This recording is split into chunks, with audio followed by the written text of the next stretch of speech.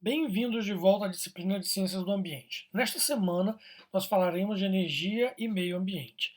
Nessa aula, nós faremos uma pequena introdução, apresentaremos o conceito de energia, mostraremos o que é energia potencial e energia cinética e falaremos da obtenção e consumo de energia, bem como das fontes renováveis e não renováveis. Bom, a energia é definida como a capacidade de um corpo de realizar trabalho. Então, ela não tem massa e nem tem volume, ela não ocupa um lugar no espaço. E ela pode se propagar de diferentes formas, dependendo do meio em que a gente esteja falando. Um bom exemplo é o som. O som, então, é uma energia que se propaga na matéria através de movimentos de compressão e expansão da matéria. Então, no ar, ele se propaga a uma determinada velocidade e até uma determinada distância.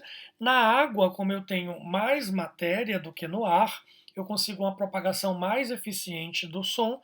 E no solo, por exemplo, eu tenho uma propagação mais eficiente ainda, porque eu tenho muito mais densidade, eu tenho muito mais matéria, né, por volume, e essa propagação é muito mais eficiente. Um bom exemplo disso é que um terremoto causa, né, uma onda de propagação muito grande, muito maior do que o que a gente consegue perceber na água ou no ar. Tá?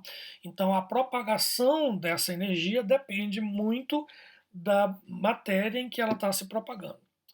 Porém, quando a gente fala de luz, por exemplo, é um exemplo bastante diferente de outras formas de energia, porque a luz ela consegue se propagar inclusive no vácuo. Como é que a luz consegue se propagar no vácuo? É porque ela também tem matéria, ela contém a sua própria matéria, que é o fóton. Então a luz se comporta como energia e como matéria. E aí, como ela possui essa partícula, ela consegue se propagar independente da existência ou não de um meio para a sua propagação. Claro que se há um meio para a propagação da luz, há uma interferência nessa propagação, ela se dá de uma forma diferente, e isso muda a velocidade com que a luz se propaga, a direção de propagação. E o melhor exemplo disso são as auroras, tanto austral como boreal. Então, a luz do Sol, ao incidir na atmosfera do planeta, ela é difratada. E no caso dos polos, tanto o Polo Norte como o Polo Sul, essa difratação da luz, né, essa difração da luz, desculpa, ela é vista na forma das auroras. Então, a luz é espalhada e aí você tem um fenômeno luminoso causado exatamente por esse espalhamento da luz. Então, isso é tão importante que na hora que a luz chega na nossa atmosfera, por causa da composição da nossa atmosfera, ela é espalhada de um jeito característico que faz com que o céu seja pintado de azul, porque a luz do Sol, que é uma luz branca, ela contém todas as cores do arco-íris, né? Mas ao ser espalhada na nossa atmosfera, a luz azul é espalhada e pinta realmente o céu de azul, enquanto que a luz vermelha, amarela são concentradas e a gente vê o Sol, né, como sendo uma bola bem amarela. Ao longo do dia, quando vai chegando o pôr do Sol, a gente vê a luz agora já de um novo ângulo, o ângulo formado entre o Sol e a Terra é diferente, e aí a gente consegue ver o espalhamento da luz vermelha, e aí a gente vê aquele pôr do sol com o céu todo pintado de vermelho. Então há uma diferença da propagação da energia de acordo com o meio em que ele se propaga. Né? A luz se propaga de uma forma completamente diferente na água, e há então um desvio desse ângulo quando a luz sai do meio atmosférico para o meio aquoso e assim por diante. Bom, a palavra energia vem do grego e significa trabalho, então ela pode ser usada de várias formas, em vários sentidos, mas na ciência ela é realmente a capacidade de um corpo de realizar trabalho, de realizar uma determinada ação, que pode ser o seu deslocamento ou o deslocamento de um outro corpo. Se a gente pensar no ciclo de refrigeração, por exemplo, né, ele é baseado na propriedade dos gases, que é descrita pela equação PV igual a nRT. Vocês viram isso no segundo ano do ensino médio, e o que a gente está dizendo aí é que a pressão e o volume são proporcionais a uma determinada constante, ao número de partículas que tem no gás e a sua temperatura. Então, se eu diminuo o volume de um gás, e mantenho a sua pressão, né, isso vai diminuir a temperatura. Se eu diminuo a pressão do gás e mantenho o volume, isso também vai diminuir a temperatura. Então eu consigo jogar com isso para fazer o ar-condicionado. Eu tenho um sistema de gases em que eu vou comprimir o gás de um lado e expandir o gás do outro. E isso faz com que o calor seja então transferido de uma área para outra área. Eu consigo refrigerar o ambiente aquecendo do lado de fora. Então, do lado de fora, o ar-condicionado produz calor e do lado de dentro ele retira esse calor. Quando chega no inverno, a gente inverte o ciclo do ar-condicionado. Ele passa a produzir calor do lado de dentro e resfriar do lado de fora. Como o lado de fora já está frio, é comum que ele congele. Quando isso acontece, o ar-condicionado entra no sistema automático, em que ele inverte de novo o sentido até o gelo quebrar, e aí ele volta para o sentido de aquecer o local internamente e resfriar do lado de fora. Então é basicamente um trabalho realizado no sentido de comprimir e expandir um gás confinado ali dentro daquele sistema. Bom, os organismos vivos também têm seus mecanismos. No caso do elefante, o sangue quente do elefante é bombeado pelo seu coração para as orelhas, que são extremamente vascularizadas. Então, essa teia de vasos sanguíneos faz com que o sangue se espalhe pelas orelhas grandes que o elefante tem e ele abana a orelha, resfriando o sangue. E aí esse sangue volta para dentro do corpo, né, mais frio. E isso vai refrescando o corpo do elefante. As abelhas fazem uma coisa parecida, elas levam água para a porta da colmeia e elas agitam as asas espalhando aquele vapor d'água.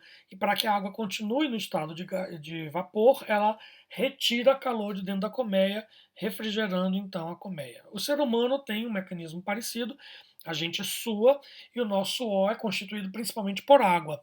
Então essas moléculas de água espalhadas na nossa pele, para evaporar, elas retiram o calor do corpo e assim elas refrigeram o nosso corpo. Bom, como nós vimos na aula passada, a energia ela é ou cinética ou potencial. Então, se a gente olhar para essa figura de uma usina hidrelétrica, a gente vai ver que havia antigamente aí uma cachoeira e nós construímos uma represa. Então, essa água fica confinada nesse lago artificial e cria-se aí uma coluna d'água que causa uma alta pressão nessas moléculas de água que estão lá no fundo dessa usina. Então há um grande potencial, uma grande energia potencial acumulada aí, que é transformada em energia cinética, e depois a gente aproveita isso para a produção de eletricidade, e eu vou mostrar isso um pouco mais para frente. A mesma coisa acontece se eu tenho duas cargas elétricas distantes, né, a uma determinada distância uma da outra. Então elas podem se atrair se elas forem de cargas opostas ou se repelir se elas forem de cargas iguais. Então há um potencial, se eu seguro essas cargas em uma determinada distância, existe um potencial para elas se aproximarem ou se distanciarem, que seria transformar essa energia potencial em energia cinética. A mesma coisa acontece para o ímã, né? O campo magnético também causa esse mesmo efeito. Então, quando eu aproximo dois ímãs com polos iguais, ele vai tentar se repelir, e se eu aproximo dois ímãs com polos diferentes, eles vão tentar se aproximar. Bom, outra forma de energia cinética é a luz, né? Então a gente já falou aqui rapidamente sobre ela, mas se nós estudarmos, por exemplo, o efeito estufa, o que é que nós vamos ver? Que a luz ela tem diferentes comprimentos de onda, ela é dividida em diferentes formas de acordo com o comprimento de onda, e esses comprimentos de onda interagem com a matéria de formas diferentes. Essa interação depende da quantidade de energia que essa luz traz. E a quantidade de energia que a luz contém depende do comprimento de onda dessa luz. Então, a luz visível, né, o espectro visível da luz do Sol, ela atravessa o vidro porque o vidro é transparente para a luz visível. Então, essa luz chega na superfície do solo, das plantas ali, e é absorvida por essa superfície. E aí essa superfície que absorve luz, ela começa a se aquecer, porque ela começa a vibrar, começa a se mover. Nós já vimos na aula passada que a temperatura é exatamente o movimento das partículas. Então, como essas partículas começam a se movimentar, elas começam a se aquecer e elas começam a emitir radiação na região do infravermelho. uma parte dessa radiação infravermelho, que são as ondas longas, conseguem atravessar o vidro, mas as ondas mais curtas não conseguem atravessar. O vidro não é transparente para essas ondas curtas de infravermelho, que é refletido e que, portanto, fica preso dentro da estufa. E aí as moléculas de água absorvem essa radiação infravermelho, também alguns gases contidos ali, como o CO2, o metano, o gás amônia, absorvem essa radiação infravermelho e começam a se contorcer, se dobrar, se esticar e vibrar. E esse aumento de movimento das partículas desses gases ou do vapor d'água fazem com que a temperatura então desse ambiente aumente. Então, mesmo quando é inverno, que do lado de fora está extremamente frio, ali do lado de dentro você tem um ambiente tropical. Bom, o consumo de energia cresceu no mundo inteiro, se distribuiu no mundo inteiro, mas não de forma uniforme. Alguns países são muito mais desenvolvidos e consomem muito mais energia do que outros países. Esse consumo de energia ele surgiu desde que a gente começou a se fixar. Então, quando nós éramos nômades, né, os seres humanos coletavam aquilo que precisavam, comiam e os alimentos se estragavam muito rapidamente. Quando nós começamos a cozinhar os alimentos, nós começamos então a gastar energia para transformar esse alimento e, claro, nós aumentávamos o tempo de vida útil desse alimento. Então, tinha a sua vantagem fazer essa modificação naquele alimento, mas havia aí um consumo então de matéria-prima, que era aquilo que a gente queimava para produzir calor, e um consumo de energia. Com o passar do tempo, a sociedade humana foi ficando cada vez mais complexa, nós passamos a usar o calor para derreter os metais e fazer ferramentas, e finalmente, com a Revolução Industrial, nós transformamos os processos de produção em processos agora industrializados, em que o consumo de energia é muito maior, né, e como eu já disse, não é uniforme. Países mais industrializados consomem muito mais energia do que países menos industrializados. Bom, e de onde é que vem essa energia? De modo geral, a gente pode dizer que a maior parte da energia usada na Terra vem do Sol. Primeiro, na cadeia trófica, né, na cadeia alimentar, a luz do sol é recebida pelos produtores, como nós vimos na aula passada, é transformada em energia química, que é guardada dentro das moléculas de açúcares, gorduras e proteínas, e ao se alimentar dessas plantas, por exemplo, nós recebemos esse material e transformamos isso de novo em energia potencial, transformando essas moléculas em outras moléculas. Mas não apenas aí. O Sol também aquece a água dos oceanos, que evapora, forma nuvens e são arrastadas pelo vento até chegar nos continentes, e ali essa água então chove e forma os rios. E são esses rios que vão formar aquelas cachoeiras que vão formar as hidrelétricas. Então a energia hidrelétrica, na verdade, ela é originalmente energia solar, que foi utilizada para bombear a água do oceano para os pontos mais altos do relevo dos continentes, formando ali as nascentes dos rios.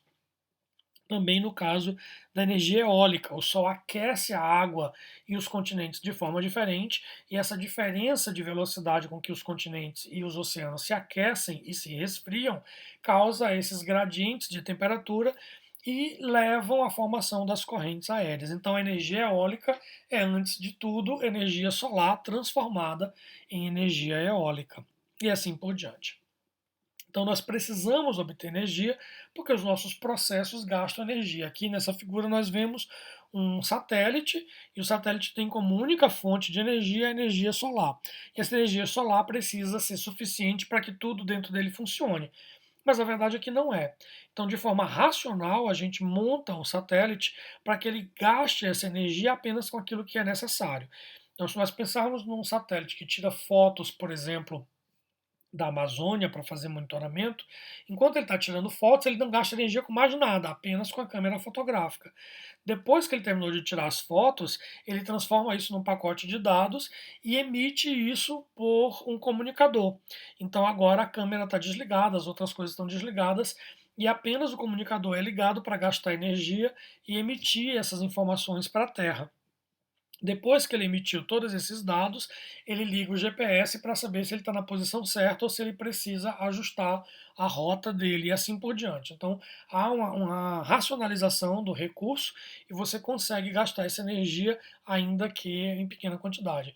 Então, nós precisamos utilizar essa forma racional de gastar energia nos outros processos, porque nós temos um limite na quantidade de energia que a gente consegue obter. As nossas fontes são variadas, como a gente consegue ver aqui nessa figura, mas que a gente vai falar melhor mais para frente. Uma forma muito fácil de obter energia, ou a mais comum, é fazer girar um ímã através de uma bobina. Então eu tenho aí uma bobina, eu faço passar ali ou água, ou um fluido qualquer, um gás, um vapor, enfim, e aí isso gira a minha turbina e eu tenho aquele ímã então sendo movimentado. Nós sabemos que da mesma forma que o movimento de uma carga elétrica produz um campo magnético, o movimento do campo magnético também produz uma corrente elétrica. Então, ao girar esse ímã, a gente causa aí a formação, né, da corrente elétrica que nós vamos utilizar e transferir através dos fios de energia. Vamos pensar na usina hidrelétrica, aquilo que eu já falei antes, naquele reservatório a gente tem uma grande coluna d'água, isso pressiona as moléculas de água para baixo, e essa água lá na base do reservatório vai estar com alta pressão. Então ela percorre um tubo, passa pela bobina, então gira essa turbina e aí a gente gera energia elétrica. Isso pode ser utilizado também através de vapor. Eu posso queimar um combustível fóssil, isso aquece a água que produz vapor e o vapor passa pela bobina, produzindo então eletricidade. Bom, as fontes são divididas em renováveis e não renováveis. Então, nas fontes renováveis, a gente tem aí a energia hidrelétrica, a energia eólica, a energia solar, a energia das ondas, a energia das marés e a energia geotérmica. Então, elas são renováveis porque elas se renovam constantemente através dos seus ciclos. A gente tem ela sempre disponível. Já as chamadas fontes não renováveis, elas são reservatórios, elas estão em reservatórios que têm uma quantidade limitada. Mesmo que a gente não saiba exatamente qual é essa quantidade, mas existe uma quantidade limitada. Eu digo que a gente não sabe exatamente porque a cada dia a gente descobre novos reservatórios, mas mesmo assim existe uma quantidade limitada e em algum momento isso vai acabar. Entre elas estão a energia nuclear, o petróleo, o gás natural, o carvão mineral e assim por diante. Então, esses recursos são recursos que vão acabar, que vão se esgotar em algum momento, e por isso é interessante que a gente tente preservar esses recursos e não gastar completamente. Enquanto que as energias renováveis podem ser fontes inesgotáveis de energia, as não renováveis não são assim, ok? Então, como eu disse, né, um exemplo é o petróleo. A gente tem uma quantidade limitada de petróleo, e é claro que a gente às vezes descobre novas fontes, como é o caso do pré-sal, que foi descoberto recentemente e que é então aí fonte para mais petróleo, mas que também tem a limitação, né, de uma determinada quantidade. O problema é realmente essa quantidade limitada do recurso, mas não apenas isso. Muitos deles são fontes de carbono na atmosfera. Então a gente tem o petróleo guardado há muito tempo ali, produzido por uma série de eventos históricos que foram acontecendo ao longo da história do planeta e que retiraram o carbono da atmosfera e guardaram na crosta terrestre, ou na forma de petróleo, ou na forma de gás é, mineral, de gás natural, ou na forma de carvão mineral. Quando a gente queima isso, a gente devolve para a atmosfera, aumentando a concentração de CO2 na atmosfera, e aí a gente vai ver os efeitos disso na aula seguinte. Enquanto que nas fontes renováveis, né, a gente tem exemplos aí de fontes que não causam efeito estufa, embora isso não seja verdade para todas as fontes renováveis. Um bom exemplo é a energia solar. Eu visitei recentemente essa planta de energia solar, fica na cidade de Ametista do Sul, aqui no Rio Grande do Sul, e você vê que além da vantagem de ser uma fonte renovável, ela não causa barulho, ela não causa ruído, né, ela não tem fumaça, então ela não é desconfortável. Essa cidade tem 3 plantas como essa no meio da cidade, então as atividades podem ser desenvolvidas ali. Né? Se nós tivéssemos uma termoelétrica, por exemplo, haveria problema com a produção de fumaça, haveria problema com ruído e seria desconfortável. Geralmente essas usinas são feitas distante das cidades, enquanto que a energia solar não precisa, ela pode ser feita dentro da própria cidade.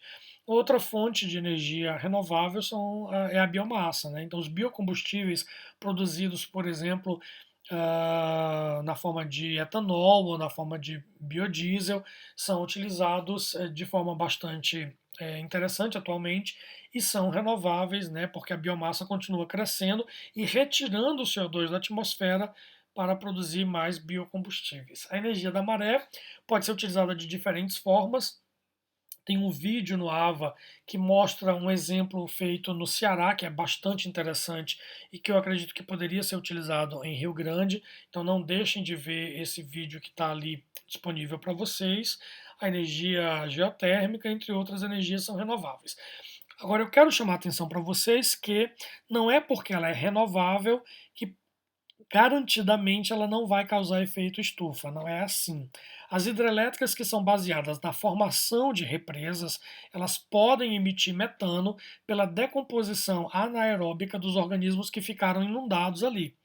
Então, se eu construo uma hidrelétrica e se eu inundo uma grande área, toda a matéria orgânica que tiver embaixo d'água vai sofrer uma decomposição anaeróbica e produzir metano. E o metano tem um efeito estufa maior do que o dióxido de carbono. Então é uma fonte renovável, mas que pode ter efeito estufa, sim. Nem sempre é necessário formar represas. É possível, em rios que têm uma grande velocidade, né, de deslocamento da água, eu posso colocar pás, né, uma roda com pás, que vão ser giradas pela passagem da água e fazer girar a minha bobina e produzir eletricidade, exatamente como as rodas d'água eram usadas antigamente para moer trigo, para quebrar ou moer o milho e assim por diante. Então é possível fazer uma hidrelétrica sem obrigatoriamente fazer uma represa. E aí, se eu não tenho a represa, eu não tenho a emissão de gás de efeito estufa.